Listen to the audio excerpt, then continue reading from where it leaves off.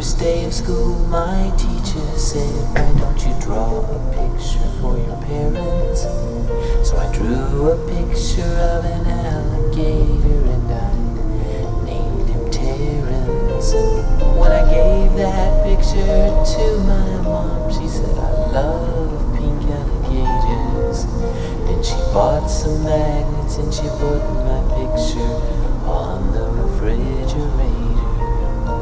And she said she put it there so that everyone would see how much she liked my picture and how proud she is of me.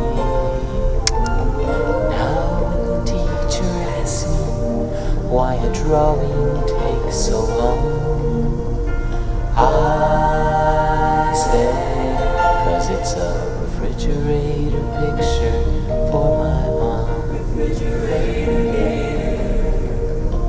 Refrigerator